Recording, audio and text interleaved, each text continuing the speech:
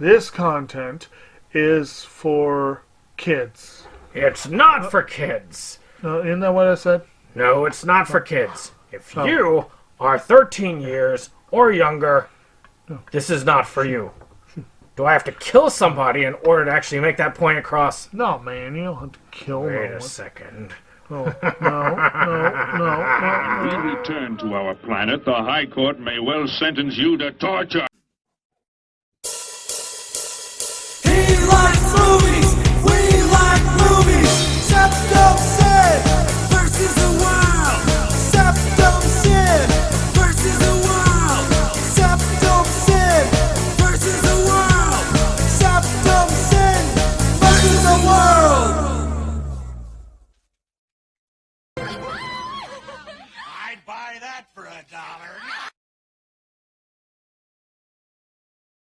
Greetings! You're watching SeptumSin versus the world. I'm SeptumSin. This is going to be a bit of a discussion. It's kind of an interesting Memorial Week. I mean, we've had no pickups and no reviews this week. I just haven't felt like it. But I have been on a roll for those, so maybe it's just a little bit of a break. But I wanted to do something review adjacent. So I wanted to talk a little bit about reviewing and as a reviewer, my method, what other people talk about when it comes to it, because I see a lot of this stuff. I've been kind of weaning myself off of Facebook, only checking it occasionally. I mean, you have to check it a little bit if you're in this business, unfortunately, but I will continue to check on occasion. And I see these things, usually it's by filmmakers that post these things. I mean, and it's not all filmmakers. A lot of filmmakers are pretty open-minded, and I love these types of filmmakers because I think that they are really great people. And not to say people who are upset by reviews are, bad people, but I do feel like there's something, a caliber to the people who can look at this and do something. So when I do this, I just want to address these things and a little bit to my own review process. And there's some things that just come up again and again. There's 5 things that I see. And I just want to address those types of things. So, number 1, people shouldn't review a film unless they have made one for themselves. Otherwise, they can't possibly know how hard it is to pull things off. I mean, they don't have any understanding of what a film is and what's entertaining in a film. They can't, 2, people doing negative reviews just to dump on a film are horrible people. These are nasty people. They're villains, like super villains, like Dr. Doom, like I am the nostalgia critic. I will destroy your film. Yeah, something like that. I don't know. People. Okay, 3. People should respect filmmakers by never leaving any negative reviews. I have heard this a lot from filmmakers, usually in the micro-budget community. We're going to get more about this in a minute. 4. A movie review's purpose should be to advertise the film. That should be the only purpose of a movie review. And then finally, 5.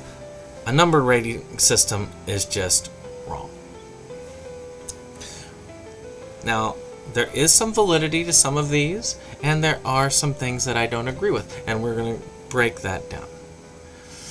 So, I've been reviewing for a while. I started reviewing on Blogger years and years ago, and I have gotten to where I've reviewed up to, well, at this point, 350 different movies and shows as we have gone. And that's not including my breakdowns that I've done from the psychoanalysis for the film thing, or the or the discussions inside Movies Galore, or the anime and climax discussions, or animation. Yeah, that one does come out this week on Wednesday, or came out because this is Thursday for this. But let's just break it down. So, number 1, people shouldn't review a film if they have not made one. Well, I'm kind of neutral on this point. I have made reviews before I did films, and I've done them after. I have directed 2 feature-length films. I have written 1 feature-length script, working on a second, and I have done about 4 or 5 shorts, and 3 or 4 of which have actually been published, and that's pretty nice. So I do have, I'm at the micro-budget director level, but, I've done some now. So I can give a little perspective. So I've been given heck by filmmakers for getting miffed about subtitles. This is a good example of something, and of where making a film can actually give you a little bit more perspective. And they say it's way too costly. There's no way it can be done on a micro-budget film circuit. Well, I have done it, and I have done it on films where I've spent 0 money. So now I feel more justified in calling people out for not doing it. It's more about time than it is about budget these days. Now, older films I still give people slack on. So in a way, making a film can actually make you harder on a film when you've done these things for low to no budget and they're like, yeah, it costs too much, So, or for sound quality, like not being able to hear things and have the music like going brrr.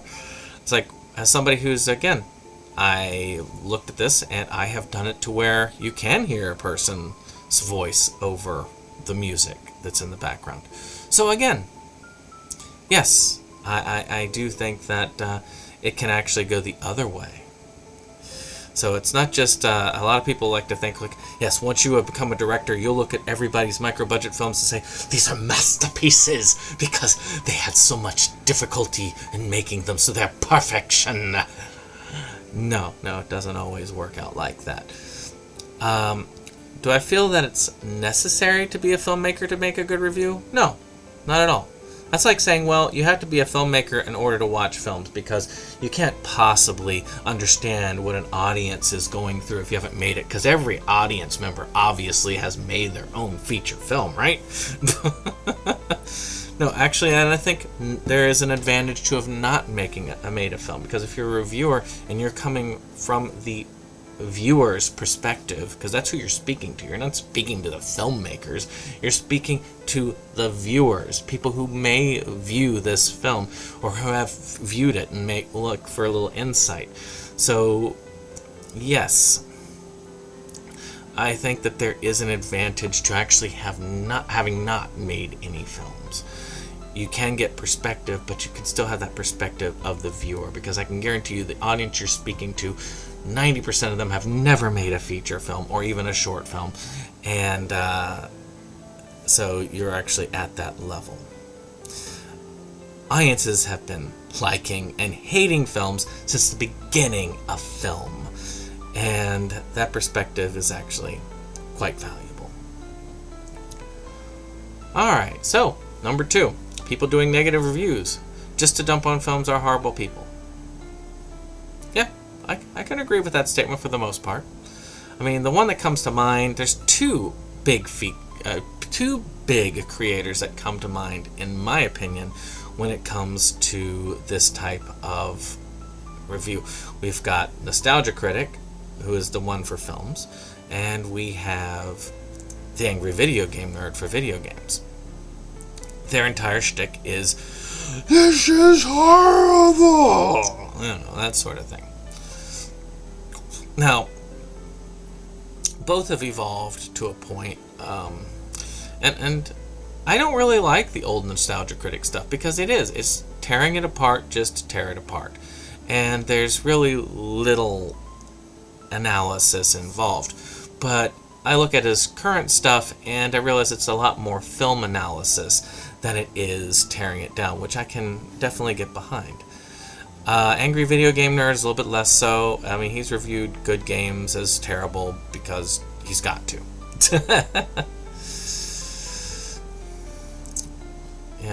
I mean, as far as I'm concerned, though, I don't know if they're necessarily just horrible people.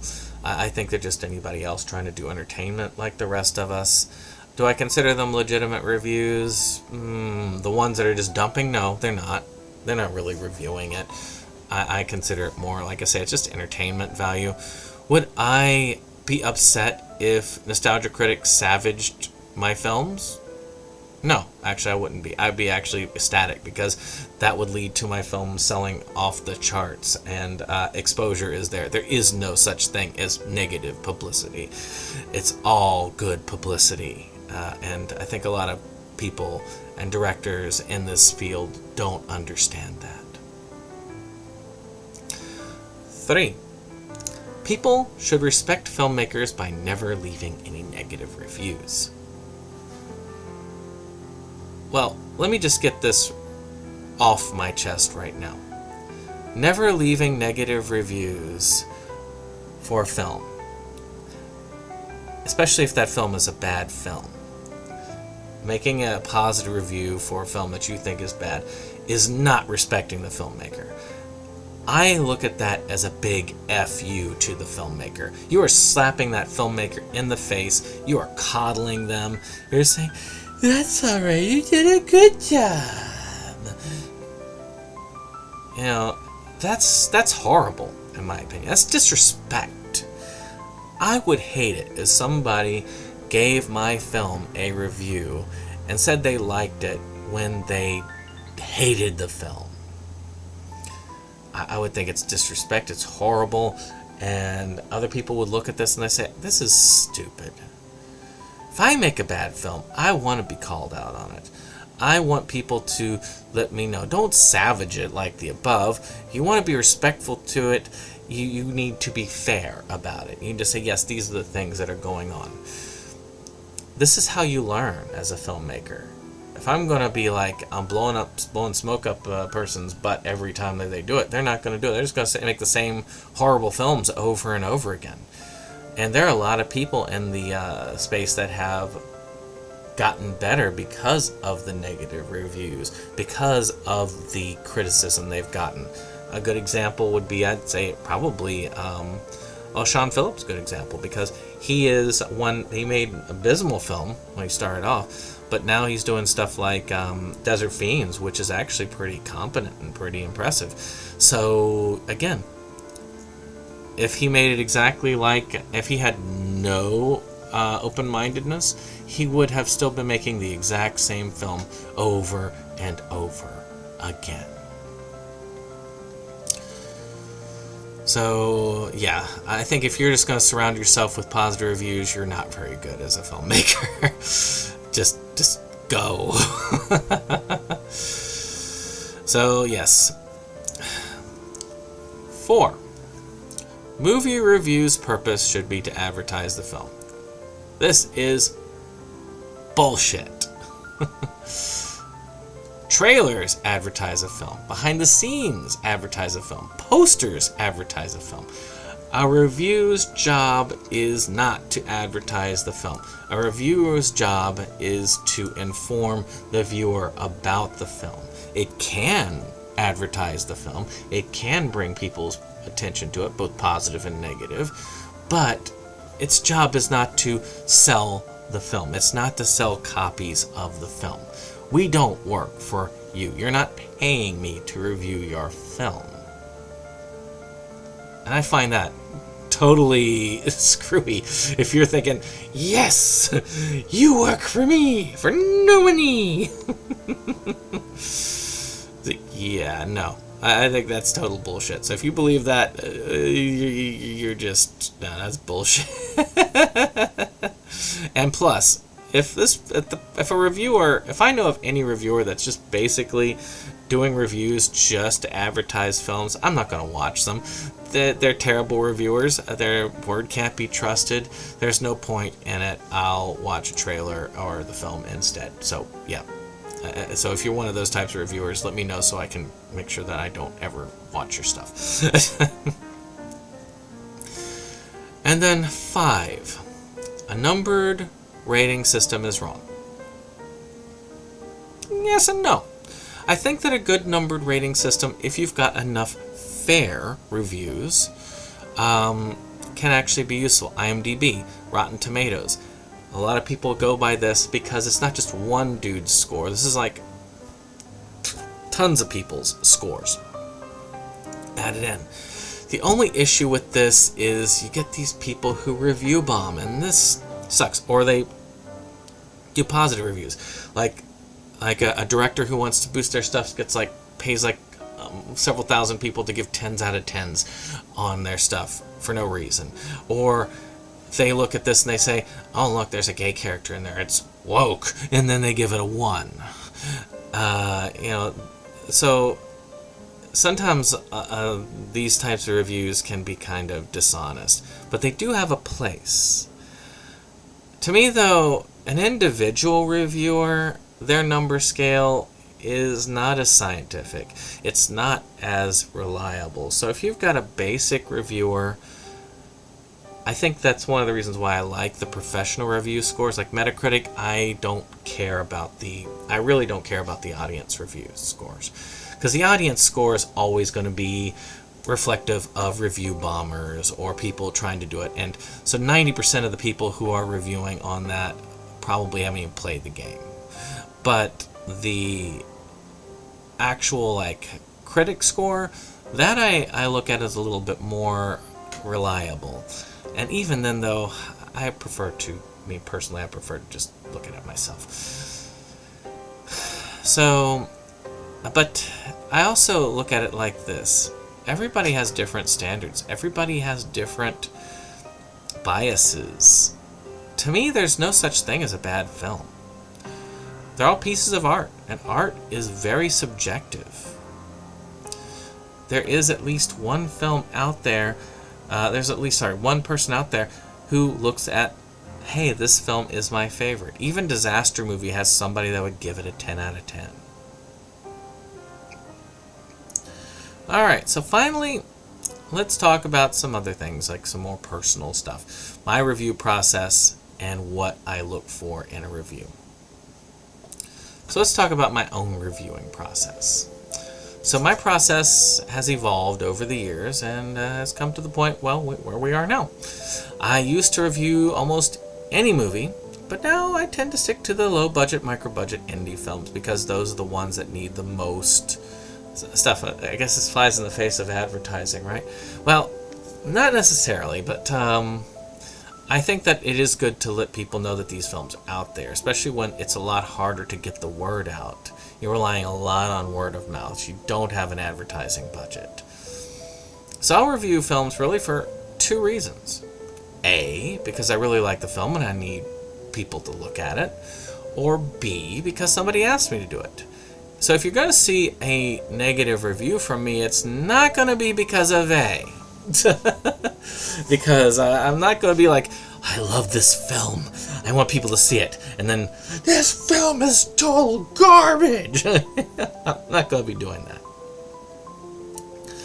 So, the second way, though, it can go negative, because again, I'm watching this film because somebody else really wanted me to watch it and review it, and that's sight unseen. They're asking me to do that. I haven't seen the film before, and that could result in a negative review because I could look at this and say I don't like it. So yeah, but I'll still give it a fair shot. So yeah, well, if I say it, I usually say the film is not for me.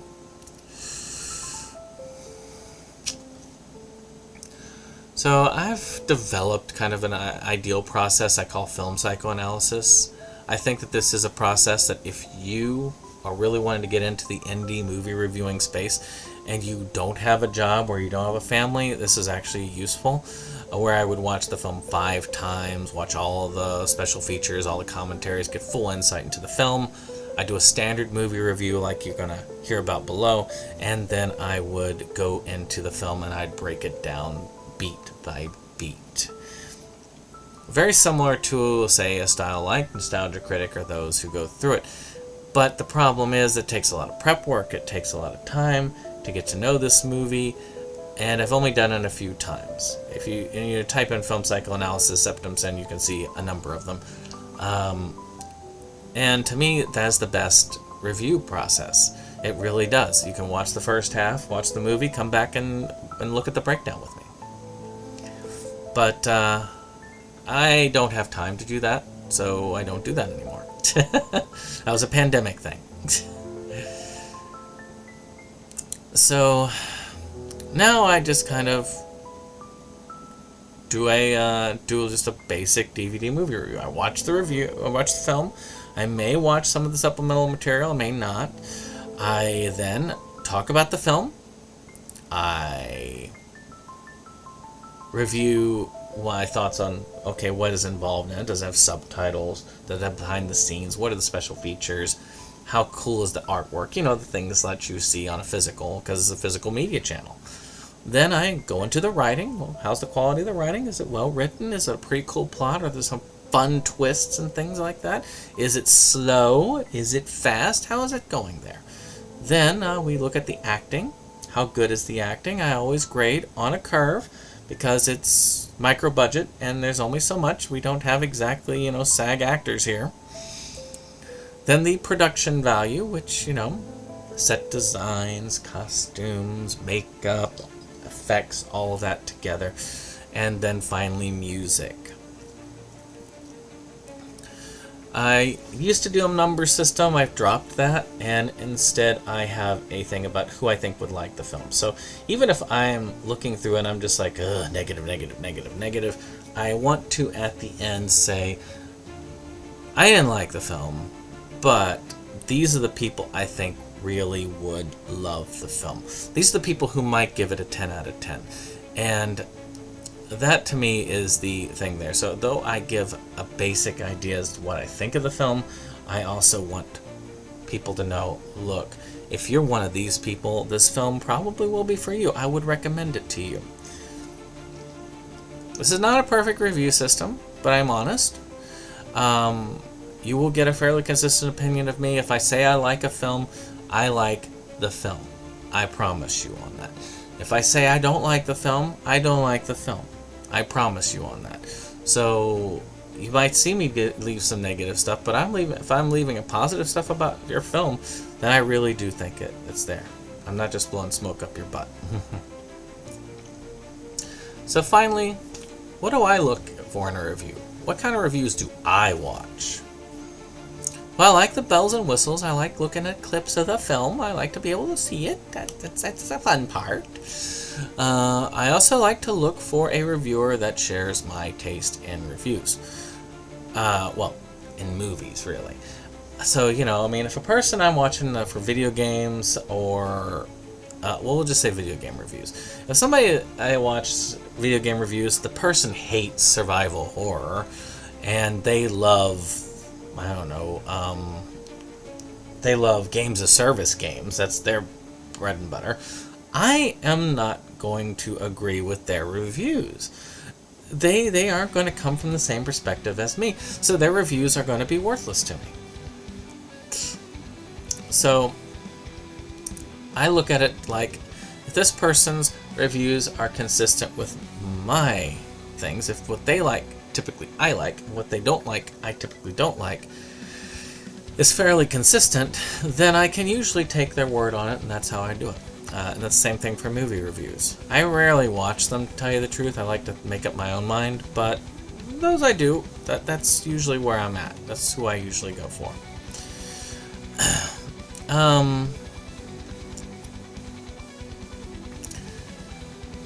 I also like to look for any that if they give negative, it's not like they're dumping on it, that they actually are being constructive in their negativity.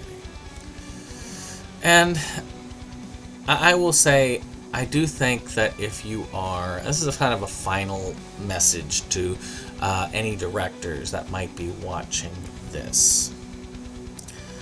As I said before,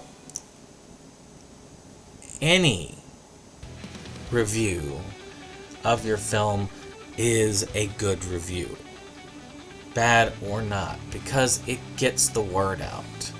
when we're in the micro-budget scene, one of the hardest things, one of the biggest challenges that I've faced is even getting the information out about my film so that people even know it exists. I mean, I've got like several films by creators a friend of mine has done, and they've sold like none. Oh, by the way, you can buy my films and my friends' films in the link below if you want to, go to the store for it and check it out. But but that's the thing.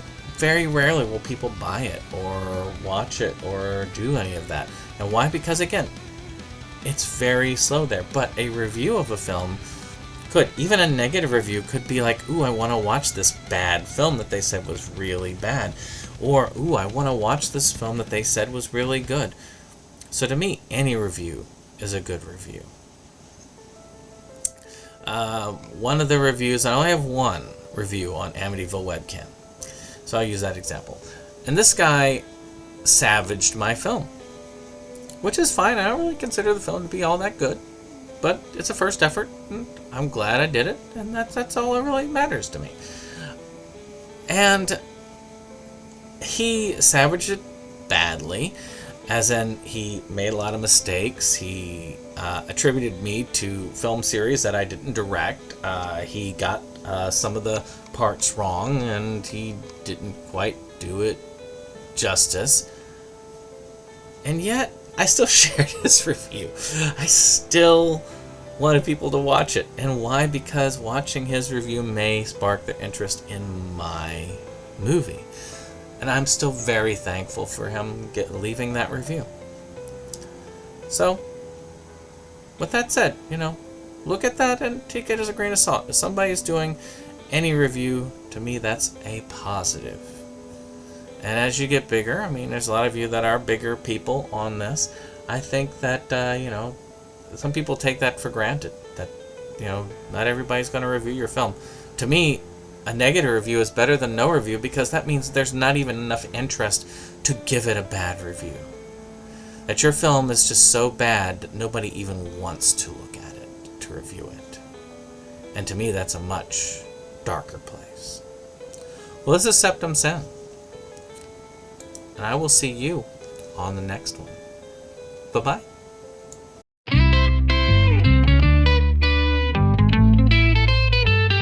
SeptumSin versus the world.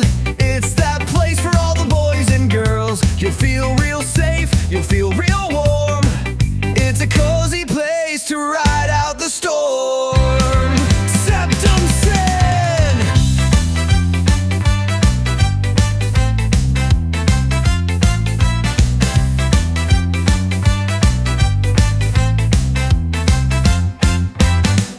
SeptumSin and his best boy Jake see the trends that scare us every day. Physical media is going to the side. Doctor streaming will rule the world in time. SeptumSin! SeptumSin!